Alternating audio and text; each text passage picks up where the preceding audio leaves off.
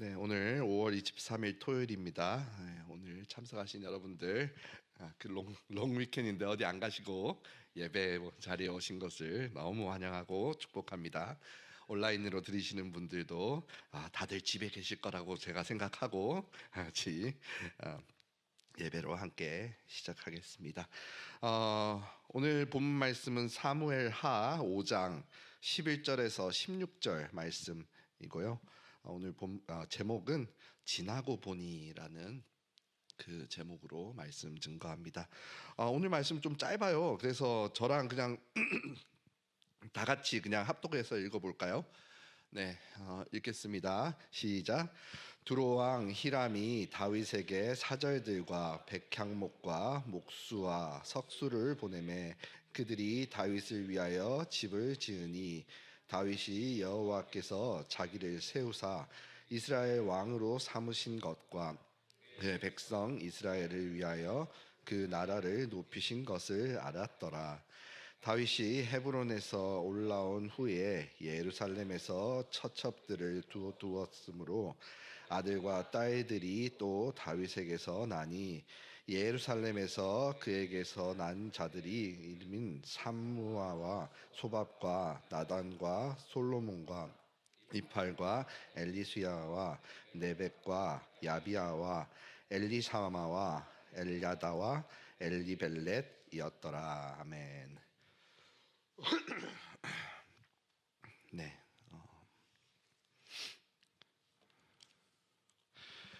네, 다시 한번 좋은 아침입니다. 네, 여러분 이제 그 젊을 때에 무언가 되고 싶었던 혹은 아니면은 하고 싶었던 일들이 지금하고 같으신가요? 네. 뭔지는 몰라도 그 무언가가 있으셨겠죠. 네, 저도 그랬어요. 제가 사실 20대 때 대학 다니면서 이제 꿈을 키웠던 거는 건축이랑 토목공학 그쪽이었어요, 사실은. 예. 그런데 어느 날 어느 때에 갑자기 신학을 하게 되었고 이제 꽤나 오랜 시간 동안 공부하면서 그리고 또 사역을 하다가 지금까지 이르게 된 것 같아요. 예. 학교를 다니면서도 그러니까 신학교를 다니면서도 들었던 생각이고 사역을 하면서도 계속해서 고민하고 제 자신에게 물어봤던 것이 정말로 이 길이 맞을까라는 거였어요. 더 쉽게 돈 벌 기회도 있었을 거고 더 빠르게 다른 일을 할 수도 있었던 것 같아요. 그럼에도 계속해서 제 자신의 능력을 어떻게 보면 의심인 것 같아요. 의심해가면서 하루하루를 버티고 과정 하나하나를 지나가면서 지금까지 살아왔습니다. 그리고 이제 지나고 나서 깨닫게 되는 건데 정말로 그 과정 하나하나 속에 그리고 그 결정 순간순간마다 하나님께서 계셨고 저를 지금의 길로 인도하시기를 위해서 정말 수고하셨다는 것을 이제 와서 되게 많이 깨달아요. 정말로 정신없이 살았던 것 같아요. 제가 뭐 여기선 나이가 그렇게 많진 않지만 그리고 그 긴 시간 동안 제게 왜 그런 시간들이 필요했는지 몰랐는데 역시나 저를 훈련시키시는 하나님의 계획은 지금 보니까 너무 완벽하셨고 지금도 계속 그 길을 걸어가는 와중에 하나님은 계속해서 일하고 계신 게 느껴져요.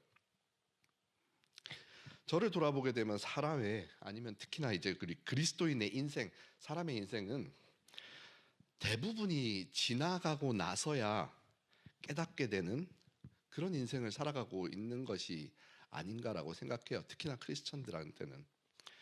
오늘 말씀 속에서도 다윗을 통해서 이런 내용들, 이런 내용을 조금 함께 이야기해 보고 싶어서 제가 제 이야기부터 좀 꺼냈어요. 먼저는 11절 좀 같이 봤으면 좋겠습니다. 11절 읽겠습니다. 시작. 두로왕 히람이 다윗에게 사절들과 백향목과 옥수와 석수를 보내매. 이제까지의 그 사무엘서 말씀을 보셨다면 이제 사울이 죽고 나서 그 잔당들이잖아요, 사실은. 계속해서 그 잔당들과 전쟁을 이어나갔고 결국에는 이 사울 쪽 군대 장관 아브넬이 죽고 이제 그 다음에 사울의 아들 이스보셋까지 죽게 돼요. 그러면서 전쟁이 다 끝나는 것을 계속 봐왔죠. 그리고 드디어 다윗이 통일 이스라엘을 합치고 왕이 되는 그 모습까지 저희가 봤던 게 이번 주 말씀들이었어요. 그리고 이 말씀들이 이 말씀의 상황에서 이 두로 왕 히람이라는 사람이 찾아오는 거예요. 두로는 이제 지도상으로 보시면은 네, 저 동그라미 해놓은 위쪽 동그라미, 저기예요. 그러니까 이 길쭉하게 이제 페니키아라는 곳이 있고 그곳에 있는 도시 이름인데 여기가 정말로 이제 해상 강국이에요. 네, 해상 강국이다 보니까 이 중요한 교역의 요충지에 있고 경제력, 외교력이 되게 강한 나라였어요. 부자인 나라였고 언제든지 용병을 써서 자기 원하는 대로 그 돈의 힘으로 살아나갈 수 있는 그런 나라였던 거예요. 도시였던 거예요. 결코 이 작은 규모가 아닌 나라, 쉽게 볼 그런 나라가 아니었는데 그런데 그런 나라의 왕이 먼저 다윗한테 접근을 한 거예요. 그것도 화친을 위한 사절들을 보내고 그 사람들 그들한테는 이 정말로 유명한 백향목, 정말로 높이까지 자라나고 단단하고 잘 썩지도 않는 건축에 너무 좋은 그 나무와 이걸 잘 다루는 나무를 잘 다루는 목수들 그리고 돌도 잘 다루는 석수들을 함께 보냈어요. 그 이유가 단 한 가지예요. 그냥 다윗의 집, 그 왕궁을 짓기 위해서 그거 하나예요. 그런 많은 사람들을 이 큰 나라가 좋은 나라가 보낸 거예요. 사람들을. 큰 나무가 잘 안 자라고 사막이라 돌밖에 없는 이스라엘이 이전부터 되게 이제 건축 기술이 없잖아요.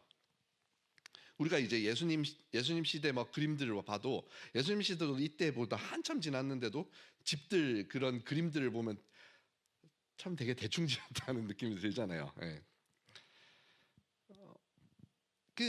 그렇다 보니까 이제 그 두로에서 온 사절단들이 이스라엘에 필요한 부분에서 도움을 주면서 좋은 관계도 유지하고 그러면서 이제 해상에서 왔던 것들을 육로로 이렇게 보내는 아래쪽으로 보내는 그런 좋은 것들을 기대하면서 이 좋은 관계를 유지하기 위해서 다윗한테 이렇게 하고 있는 거예요.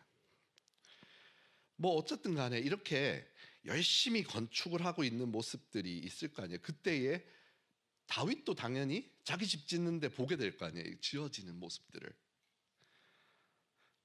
근데 이 지어지는 모습들을 가만히 보면서 자기 하나만을 위해서 지어진 이 커다란 건물, 나름 강대국이라고 생각했던 주변 나라가 자기 하나만을 위해서 이렇게 많은 사람들이 애쓰는 모습들이 보이고 그랬을 때 이 다윗의 마음은 어땠을 것 같으세요?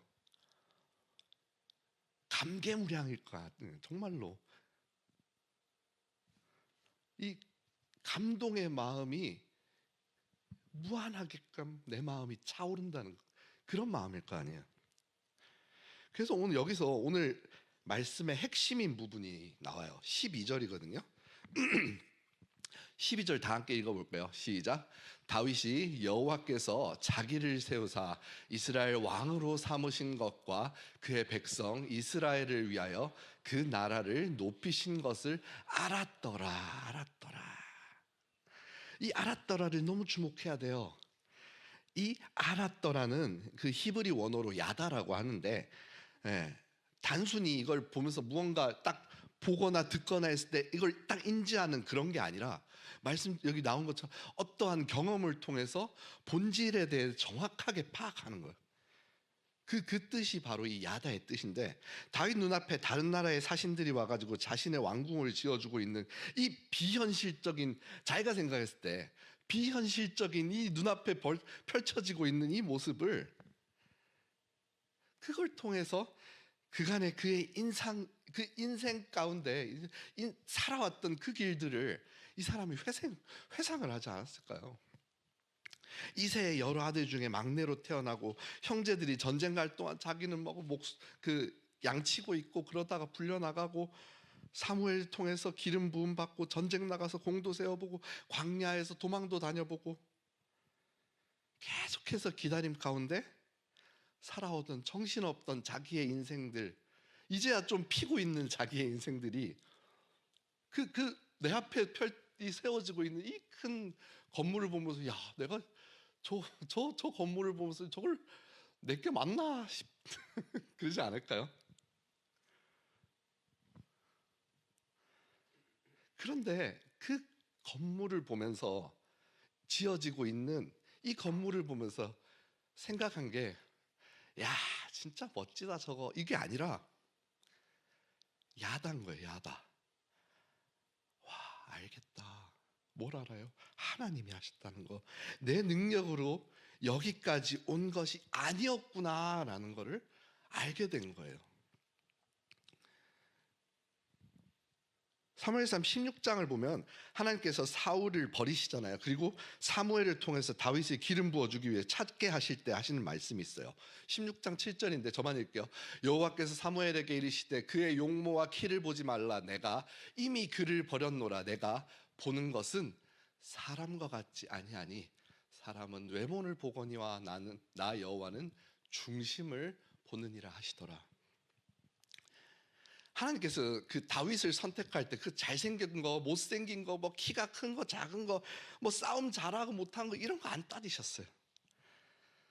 오로지 하나님 뜻 안에 그분 마음대로 하나님께서 선택하신 거예요.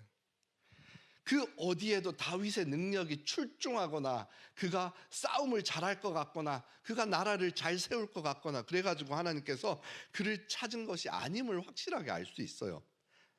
그러니까 다윗은 그걸 알고 있었다는 거예요. 내가 이것같이 그간을 회상을 해볼 거 아니에요.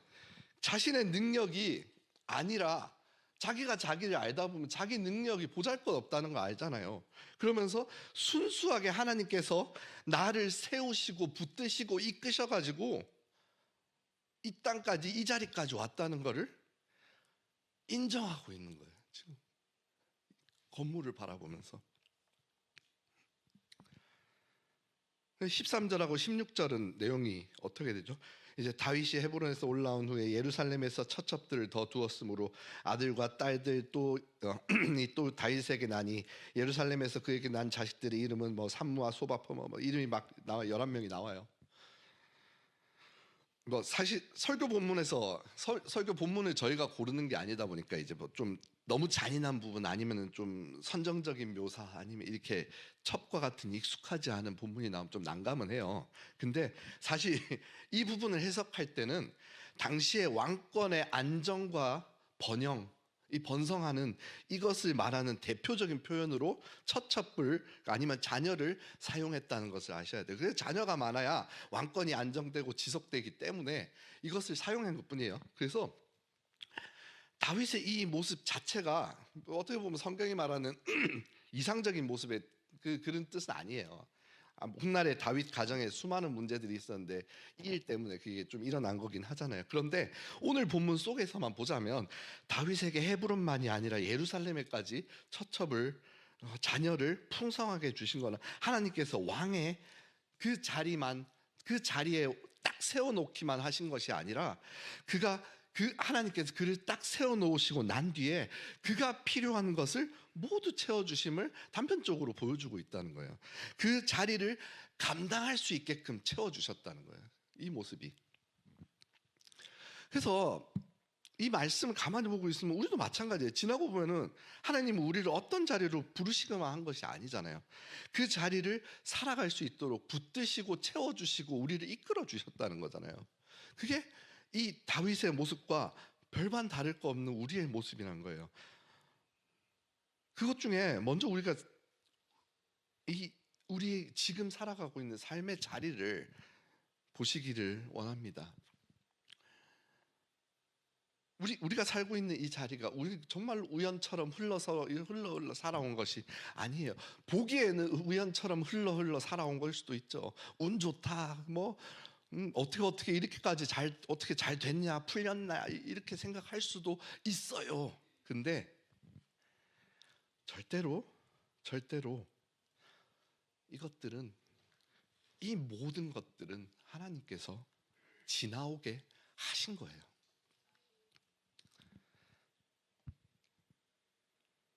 당연히 하나님께서 세우셨다는 그 자리가 무조건 기쁘고 무조건 화려하고 그런 자리는 아닐 거예요. 높은 확률로 힘들고 어려운 자리였을 거예요.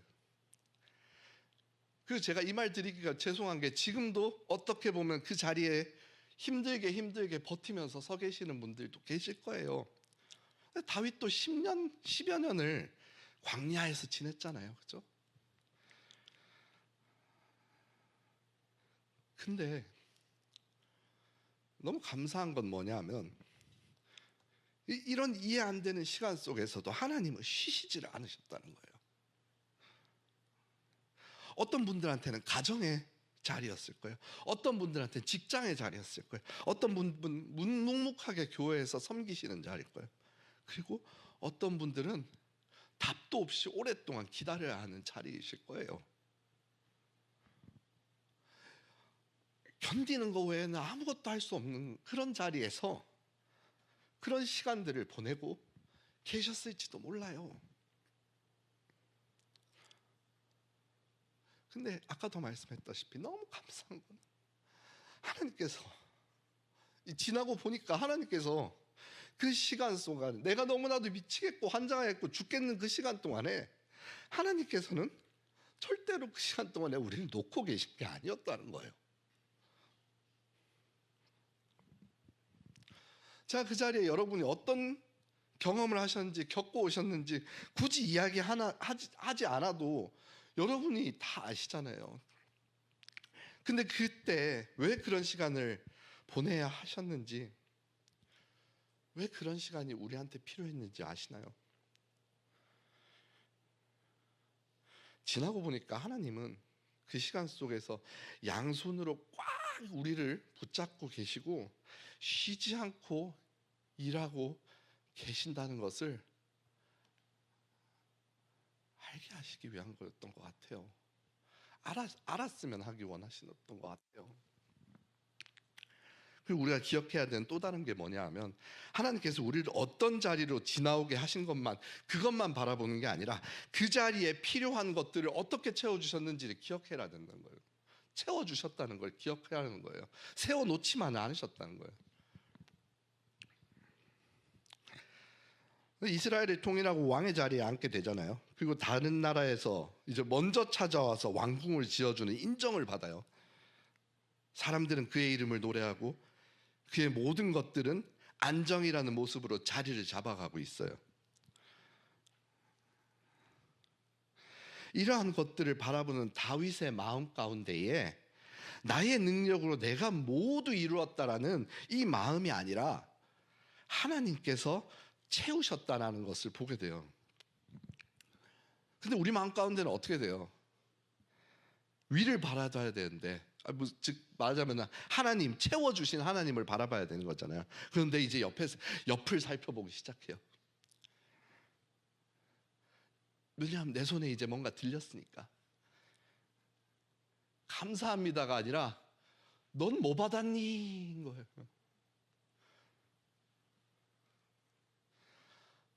아니면 내가 받고 싶은 게 아니에요.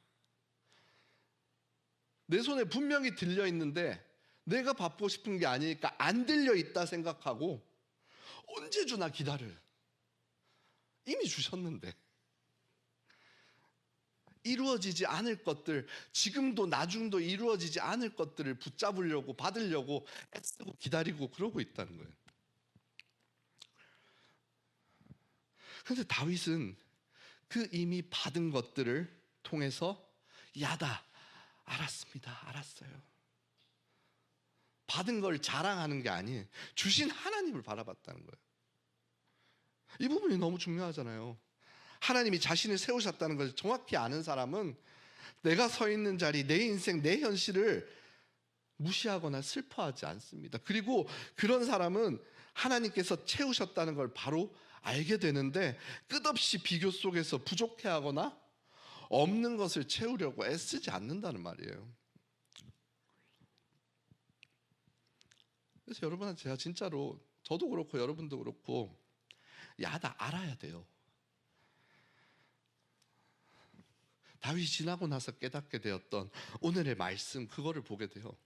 목동의 시간, 광야의 시간, 도망자의 시간, 기다림의 시간, 그 시간 가운데 모두 하나님이 붙잡고 계셨고 계속해서 살아오게 하신 그 시간들을 우리가 알아야 돼요. 그리고 하나님은 그 다윗이 왕의 자리에 서게 세우시기만 한 것이 아니라 그 자리를 살아갈 수 있는 것을, 필요한 것들을 다 채워주셨다는 걸 우리가 기억하시기를 바랍니다. 우리 삶도 마찬가지예요. 지나고 보면 하나님 단 한순간도 쉬지 않으시고 우리를 위해서 일하셨어요. 우리를 붙들고 계셨어요. 그 하나님께서는 그 다윗의 후손 가운데서 참된 왕이신 예수 그리스도를 세우시고 지금도 우리를 붙들고 기다리며 하나님께서 보고 계시잖아요. 성도 여러분, 우리의 신앙의 성숙, 그 신앙의 성숙이 내가 해냈다가 아니라 어느 순간부터 하나님이 하셨다, 이거를 알아가는 과정 가운데서 우리의 신앙의 성숙도가 달라지기 시작하는 거예요. 발전한다는 거예요. 우리가